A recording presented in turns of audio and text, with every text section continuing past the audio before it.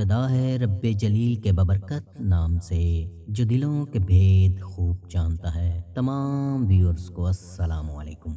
दुनिया में इस वक्त 3 अरब के करीब क्रिश्चियन हैं। किसी से भी मिले नर्म होगा, चेहरे पर मुस्कुराहट होगी। इसकी वजह क्या है? कहाँ से आई ये नरमी? बाइबल और इंजील में फर्क क्या है? दुनिया के जितने यहूदी स्कॉलर हैं सब मसीहियों से कहते हैं तुम सिर्फ एक लाइन डिलीट कर दो, वरना अब इंसानियत अल्लाह के कहर से नहीं बच सकती। कुछ किया है ना इन्होंने, जिसकी वजह से सबसे बड़ा मजहब बनता गया। पाल कौन था? मौजूदा मसीहत पालीन मज़हब पर चल रही है। मसीहत की 27 किताबों में से 13 किताबें ऐसे यहूदी शख्स ने लिखी हैं जो ईसा इब्ने मरियम अलैहिस्सलाम को आसमानों पर जिंदा उठाए जाने के 5 साल बाद पैदा हुआ। इन सब के बारे में जानने के लिए वीडियो को लाइक, दोस्तों के साथ शेयर ज़रूर कर दें। इसराइल देखने में तो ज़मीन का एक छोटा सा टुकड़ा नज़र आता है, लेकिन यहूदियत, मसीहत और इस्लाम के मानने वालों के लिए बड़ी अहमियत रखता है। इससे पहले हम इसराइल पर 4 पार्ट्स बना चुके हैं, जिसके हर पार्ट्स में मुख्तलिफ एंगल को कवर किया है। आपको इन्हें भी ज़रूर देखना चाहिए। दोस्तों, इस वक्त 3 अरब इंसान एक ऐसे जलीलुल कदर पैगंबर के फ़ैन या फॉलोअर कहलाते हैं, जिन्हें हिब्रू ज़बान में यशुआ, मसीहत में यस्सु और इस्लाम में मसीह और ईसा इब्ने मरियम अलैहिस्सलाम कहा जाता है। याद रहे, हिब्रू में सीन की जगह शीन और काफ की जगह खे का बहुत ज़्यादा इस्तेमाल होता है। इस्माइल को इस्माइल, मूसा को मुशे, अस्सलामु अलैकुम की जगह शलोम अलैकुम कहा जाता है। ईसा अलैहिस्सलाम बनी इसराइल की तरफ मबऊस किए गए थे। इन पर किताब इंजील नाज़ल की गई, जिसमें बनी इसराइल के लिए हदायत थी। हज़रत ईसा अलैहिस्सलाम बैतुल्लहम की मुक़द्दस सरज़मीन पर अम्मा मरियम अलैहिस्सलाम के बतन से बिन बाप के पैदा हुए। जिस तरह अल्लाह ने आदम अलैहिस्सलाम को मट्टी से बिन वालदैन के पैदा किया, अम्मा हवा को आदम अलैहिस्सलाम की पसली से पैदा किया, बल्कि इनकी औलाद एक वक्त में बेटा बेटी की शक्ल में जोड़े पैदा होते थे। वो जोड़ा बहन भाई कहलाता। दूसरे वक्त होने वाले जोड़े की मुखालफ जोड़े से शादी होती। इसी तरह अल्लाह ताला ने ईसा इब्ने मरियम अलैहिस्सलाम को अपने कलमा कुन के जरिए पैदा फरमाया। ईसा अलैहिस्सलाम की ज़ुबान अरामिक थी, लेकिन मौजूदा मसीही मजहब ग्रीक लैंग्वेज में कन्वर्ट किया गया है। पूरी दुनिया में किसी का नाम भी ट्रांसलेट नहीं किया जाता, लेकिन रूमियों ने रब का नाम बदल कर गॉड कर दिया, जो अपने देवी देवताओं के लिए इस्तेमाल करते थे, जबकि जनाब ईसा अलैहिस्सलाम का नाम जीसस कर दिया। इसे जब वापस अरामिक में कन्वर्ट करें, यशु बनता है, तो ऐसा महसूस होता है जैसे अरबी में मोहम्मद लिखा है। और अगर गॉड को अरामिक में ट्रांसलेट करें तो इस्लाम में पूरी कायनात के अकेले खालिक और मालिक का नाम अल्लाह या अलोह लिखा सामने आता है। कुरान में ईसा अलैहिस्सलाम का पैगाम है, मसीह ने इनसे कहा था कि बनी इसराइल, अल्लाह ही की इबादत करो, जो मेरा और तुम्हारा सब का रब है।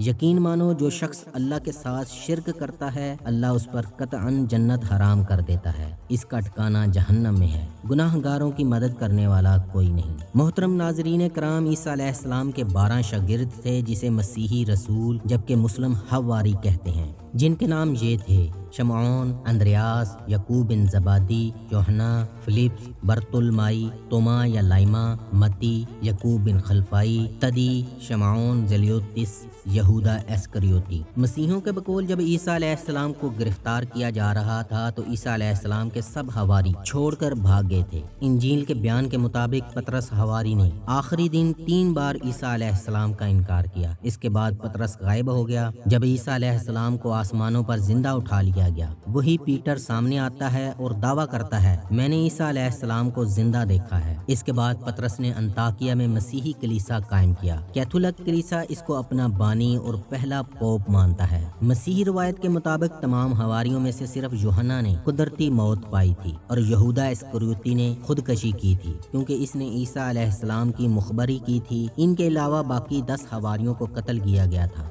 बाइबल क्या है? मूसा अलैहिस्सलाम पर तोरा और ईसा अलैहिस्सलाम पर अंजील नाज़िल हुई थी, लेकिन बाइबल कहाँ से आई? ईसा अलैहिस्सलाम क्योंकि बनी इसराइल की तरफ नबी बनाकर भेजे गए थे, इसलिए इनकी शरीयत साबका शरीयतों का तसलसल थी। इसलिए 4वीं सदी के आखिर में यहूदियों की किताबों और मसीहों की किताबों को एक जगह इकट्ठा करके इसे बाइबल का नाम दिया गया। यहूद की 39 किताबों को पुराना अहदनामा या ओल्ड टेस्टामेंट कहा जाता है। इस हिस्से में कायनात की तख्लीक से ईसा इब्ने मरियम अलैहिस्सलाम से पहले کے پیغمبروں کے صحائف، یہودی علماء کی تفسیریں جیسے تلمود شامل ہیں۔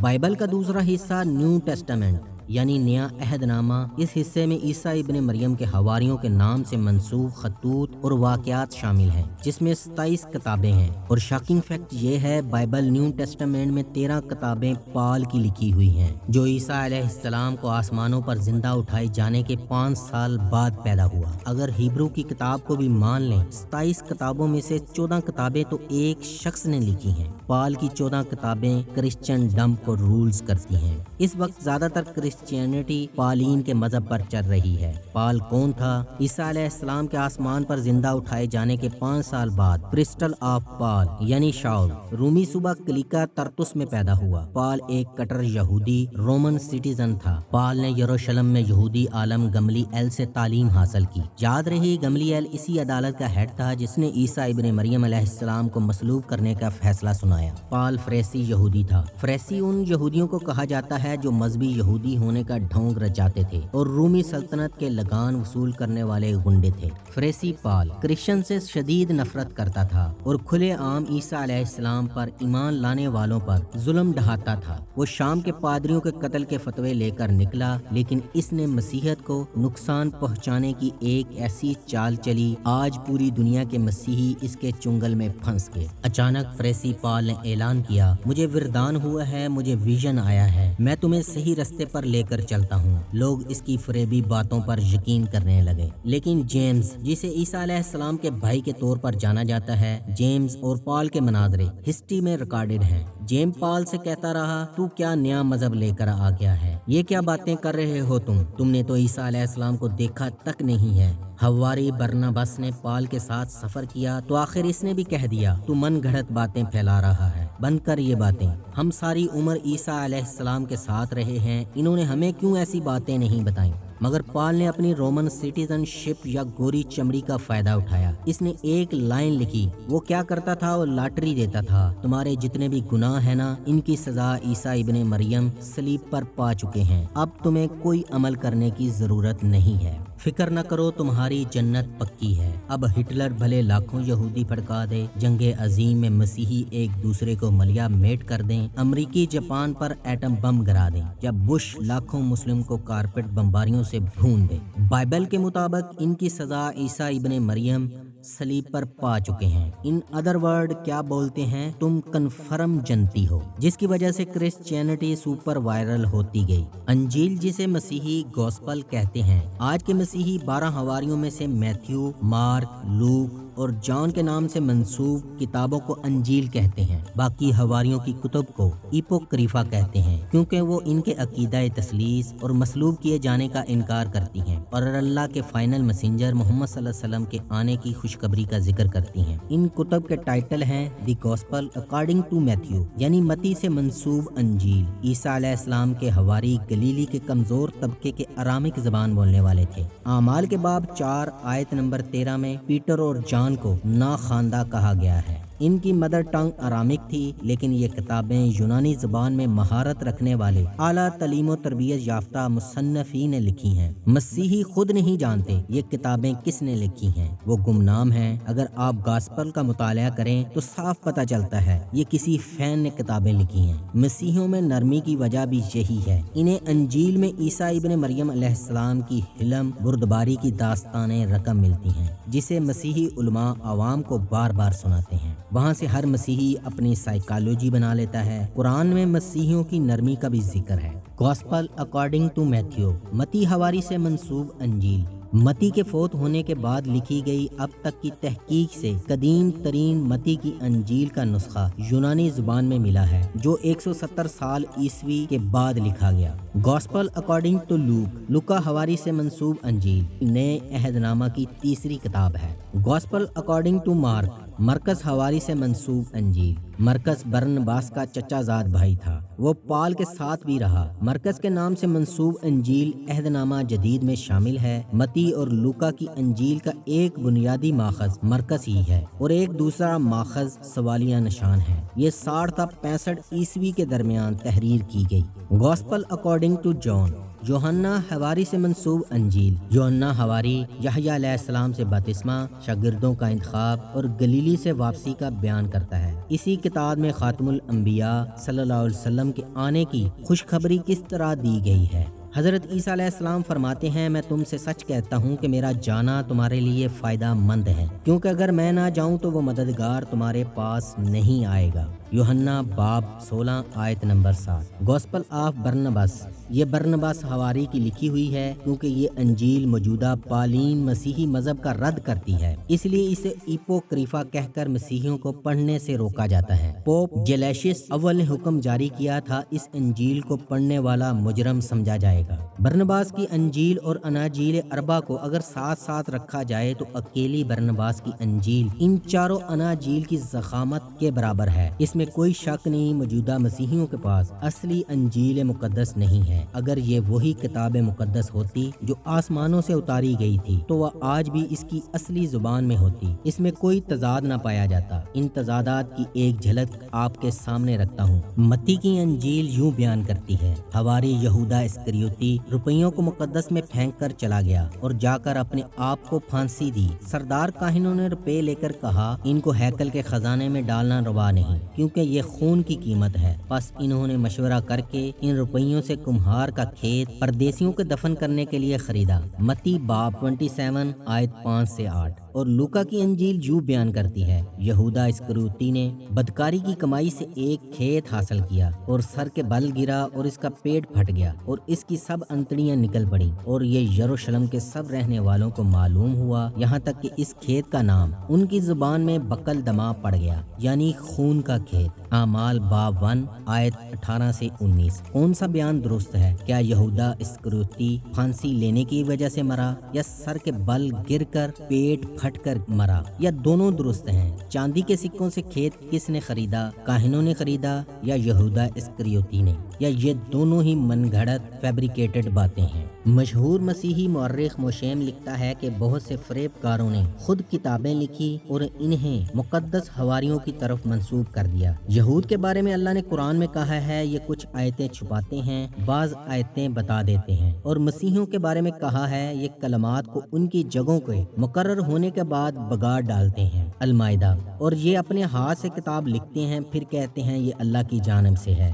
سورۃ البقرہ۔ مونوتھیسٹ یعنی توحید پرست۔ آدم علیہ السلام سے لے کر فائنل میسنجر محمد صلی اللہ علیہ وسلم تک ہر پیغمبر کی دعوت صرف ایک اللہ کی دعوت تھی۔ اسی طرح مسیحیوں میں بھی توحید پرست موجود رہے جنہیں مونوتھیسٹ کہا جاتا تھا۔ آریوس مسیحی پوپ تھا جو 256 عیسوی میں پیدا ہوا اور یہ اسکندریہ کے سب سے بڑے گرجا کا پوپ تھا۔ آریوس کا ماننا تھا کہ مسیح کا تصور بطور خدا کا بیٹا ہمیشہ سے موجود ہی نہیں تھا، اور یہ بعد میں رومی بت پرستوں نے گھڑا تاکہ اللہ کی عبادت کی بجائے مخلوق کی عبادت پر لگا دیا جائے۔ عقیدہ توحید کی وجہ سے مشرک فرقے پوپ آریوس کے خلاف تھے۔ قسطنطین اپنی جنگ ہار رہا تھا۔ قسطنطین اسے اپنی بادشاہت کے لیے خطرہ سمجھنے لگا۔ اس نے تمام بشپ کی کونسل بلوائی۔ یہ کونسل نیکیا میں منعقد ہوئی، جسے آج ایزنک کہتے ہیں، جو آج کل ترکی کا حصہ ہے۔ اسی نسبت سے اسے نائسیا یا نائکیا کونسل کہا جاتا ہے۔ قسطنطین نے پادریوں سے کہا کہ خدا کا تصور کیا ہے، الہ کون ہے، عیسیٰ علیہ السلام کا مقام کیا ہے، اور کون سی اناجیل درست ہیں۔ قسطنطین کیونکہ رومی دیوی دیوتاؤں کا سابقہ پجاری تھا، اس کا ایک ہی مقصد تھا، رومی دیوی دیوتاؤں کی رسم و رواج کو کسی نہ کسی طریقے سے عبادت کا حصہ بنا دیا جائے۔ نیکیا کی کونسل نے پوپ آریوس کے عقیدہ توحید کا انکار کر دیا اور توحید پرست مسیحی پادریوں کو قتل کرنے کی سفارش کی۔ قسطنطین نے پادریوں کو خوش کرنے کے لیے عقیدہ توحید کے ماننے والے پوپ آریوس اور مومنوں کے لیے زمین تنگ کر دی اور عیسیٰ علیہ السلام کو اللہ کا بیٹا قرار دے دیا، اور مونوتھیسٹ سختیاں برداشت کرنے کے بعد کچھ اپنی جان بچا کر عرب علاقوں میں منتقل ہو گئے۔ یوں یہ لوگ کم ہوتے گئے۔ حضرت صہیب رومی کے ایمان لانے میں انہی مسیحی پادریوں کا ذکر ملتا ہے جو مرتے دم تک حضرت عیسیٰ علیہ السلام کو اللہ کا بندہ اور پیغمبر سمجھتے تھے۔ اور نائسیا کی کونسل نے 325 عیسوی میں 2 خداؤں کا قانون پاس کر دیا۔ 381 عیسوی میں جبریل امین کو بھی رب کا تیسرا جزو قرار دے دیا۔ اسے عقیدہ تثلیث یا ٹرینٹی کہتے ہیں۔ حالانکہ عیسیٰ علیہ السلام مارک 12 آیت 29 میں فرماتے ہیں، سنو اسرائیل، رب ہمارا صرف ایک ہے، اس کی عبادت کرو پورے خشوع و خضوع کے ساتھ۔ اور قرآن میں مریم علیہ السلام کی عبادت کا ذکر اس طرح آتا ہے، اے مریم تو اپنے رب کی اطاعت کر اور سجدہ کر اور رکوع کرنے والوں کے ساتھ رکوع کر۔ بائبل میں نماز کس طرح پڑھنے کا حکم ہے؟ ہجرت کے باب میں ہے اپنے جوتے اتار دیں، ہاتھ اور پاؤں دھوئیں، اور مارک میں ہے کھڑے ہو جاؤ اور دعائیں پڑھو، گھٹنوں پر جھک جاؤ اور تسبیحات پڑھو۔ لوک متی کے مطابق عیسیٰ علیہ السلام آگے گئے، اپنے منہ کے بل زمین پر اپنے سر کو رکھا یعنی سجدہ کیا اور اللہ سے دعا کی، اگر ممکن ہو تو یہ پیالہ مجھ سے دور ہو جائے، تاکہ جیسا میں چاہوں گا نہیں بلکہ جیسا تم چاہو گے۔ اس طرح تو آج مسلم نماز پڑھتے ہیں، لیکن مسیحیت پر سوالیہ نشان ہے۔ ابھی سوال یہ بھی پیدا ہوتا ہے کہ اماں مریم علیہ السلام کس کی عبادت کرتی تھی، اللہ کی یا اپنے بیٹے کی؟ عیسیٰ ابن مریم اللہ کی عبادت کرتے تھے کہ اپنی ہی عبادت کرتے تھے؟ Top 10 surprising miracle of Jesus in Islam. Islam میں حضرت عیسیٰ علیہ السلام کے 10 حیران کن معجزات کا ذکر آتا ہے۔ پہلا معجزہ، عیسیٰ ابن مریم علیہ السلام دنیا کے پہلے انسان ہیں جو کنواری ماں کے بطن سے بن باپ کے پیدا ہوئے۔ سورۃ آل عمران میں آتا ہے، جب فرشتوں نے کہا، اے مریم، اللہ تعالیٰ تجھے اپنے کلمے کی خوشخبری دیتا ہے جس کا نام مسیح عیسیٰ بن مریم ہے، جو دنیا اور آخرت میں ذی عزت ہے اور وہ میرے مقربین میں سے ہے۔ اماں مریم علیہ السلام کہنے لگیں، الہی مجھے لڑکا کیسے ہوگا، حالانکہ مجھے تو کسی انسان نے ہاتھ بھی نہیں لگایا۔ فرشتے نے کہا، اسی طرح اللہ تعالیٰ جو چاہے پیدا کرتا ہے، جب کبھی وہ کسی کام کو کرنا چاہتا ہے تو صرف یہ کہہ دیتا ہے کن، یعنی ہو جا تو وہ ہو جاتا ہے۔ دوسرا معجزہ، سورہ مریم میں آتا ہے کہ ننھے عیسیٰ علیہ السلام گہوارے میں ہی بول اٹھے کہ میں اللہ تعالیٰ کا بندہ ہوں، اس نے مجھے کتاب عطا فرمائی اور مجھے اپنا پیغمبر بنایا ہے، اور اس نے مجھے بابرکت کیا ہے جہاں بھی میں ہوں، اور اس نے مجھے نماز اور زکوٰۃ کا حکم دیا ہے، جب تک بھی میں زندہ رہوں اس نے مجھے اپنی والدہ کا خدمت گزار بنایا ہے اور مجھے سرکش اور بدبخت نہیں کیا۔ یقین مانو میرا اور تمہارا رب اللہ ہی ہے، تم سب اسی کی عبادت کرو، یہی سیدھی راہ ہے۔ تیسرا معجزہ، عیسیٰ ابن مریم فرماتے ہیں، میں تمہارے پاس تمہارے رب کی نشانی لایا ہوں، میں تمہارے لیے پرندے کی شکل کی طرح مٹی کا پرندہ بناتا ہوں، پھر اس میں پھونک مارتا ہوں تو وہ اللہ تعالیٰ کے حکم سے پرندہ بن جاتا ہے۔ چوتھا معجزہ، اور اللہ تعالیٰ کے حکم سے میں مادرزاد اندھے کو اور کوڑی کو اچھا کر دیتا ہوں۔ پانچواں معجزہ، اللہ تعالیٰ کے حکم سے مردوں کو زندہ کرتا ہوں۔ چھٹا معجزہ، اور جو کچھ تم کھاؤ اور جو اپنے گھروں میں ذخیرہ کرو میں تمہیں بتا دیتا ہوں، اس میں تمہارے لیے بڑی نشانی ہے اگر تم ایمان لانے والے ہو۔ ساتواں معجزہ، عیسیٰ علیہ السلام کے حواریوں کی فرمائش پر عیسیٰ ابن مریم نے دعا کی تو اللہ تعالیٰ نے ان کے لیے کھانوں سے بھرا دسترخوان اتارا اور فرمایا، میں وہ کھانا تم لوگوں پر نازل کرنے والا ہوں، پھر جو شخص تم میں سے اس کے بعد ناحق شناسی کرے گا تو میں اس کو ایسی سزا دوں گا کہ وہ سزا دنیا جہان والوں میں سے کسی کو نہ دوں گا۔ آٹھواں معجزہ، یہودیوں کا عقیدہ ہے انہوں نے عیسیٰ ابن مریم علیہ السلام کو قتل کر دیا تھا، حالانکہ نہ تو انہوں نے اسے قتل کیا اور نہ سولی پر چڑھایا، بلکہ ان کے لیے عیسیٰ علیہ السلام کا شبیہ بنا دیا گیا تھا۔ یقین جانو کہ حضرت عیسیٰ علیہ السلام کے بارے میں اختلاف کرنے والے ان کے بارے میں شک میں ہیں، انہیں اس کا کوئی یقین نہیں بجز تخمینی باتوں پر عمل کرنے کے۔ نواں معجزہ، بلکہ اللہ تعالیٰ نے انہیں اپنی طرف اٹھا لیا اور اللہ بڑا زبردست اور پوری حکمتوں والا ہے۔ دسواں معجزہ، قیامت سے قبل جناب عیسیٰ علیہ السلام اس دنیا میں دوبارہ تشریف لائیں گے۔ حضور صلی اللہ علیہ وسلم نے فرمایا، عیسیٰ بن مریم یقیناً وہ اترنے والے ہیں، عیسیٰ بن مریم نازل ہونے کے بعد ان کی امامت کرائیں گے، جب دشمن رب انہیں دیکھے گا تو اس طرح میلٹ ہونے لگے گا جس طرح نمک پانی میں میلٹ ہوتا ہے۔ دجال اور خنزیر کو قتل کریں گے، جزیہ قبول نہ کریں گے، لوگوں کو اسلام کی طرف بلائیں گے، اور قرآن کے مطابق اہل کتاب میں سے ایک بھی ایسا نہ بچے گا جو حضرت عیسیٰ علیہ السلام کی موت سے پہلے ان پر ایمان نہ لا چکے، اور قیامت کے دن آپ ان پر گواہ ہوں گے۔ عیسیٰ علیہ السلام 40 برس تک ٹھہریں گے، پھر فوت ہوں گے، اور مسلمان آپ کے جنازے کی نماز ادا کریں گے، اور انہیں سعودی عرب کے شہر مدینہ میں مسجد نبوی میں نبی کریم صلی اللہ علیہ وسلم کے پہلو میں دفن کیا جائے گا۔ اے میرے پیارے بھائی بہنوں، تھوڑا سا عقل سے کام لو۔ ایک طرف یہ عقیدہ کہ عیسیٰ علیہ السلام خدا کے بیٹے، خدا گاڈ ہے، اور دوسری طرف کہتے ہیں یہودیوں کے کہنے پر رومیوں نے عیسیٰ علیہ السلام کو صلیب پر قتل کر دیا، یعنی رومن اتنے طاقتور تھے کہ انہوں نے تمہارے خدا کو قتل کر دیا۔ معاذ اللہ، استغفر اللہ، اللہ ہم سب کا حامی و ناصر ہو۔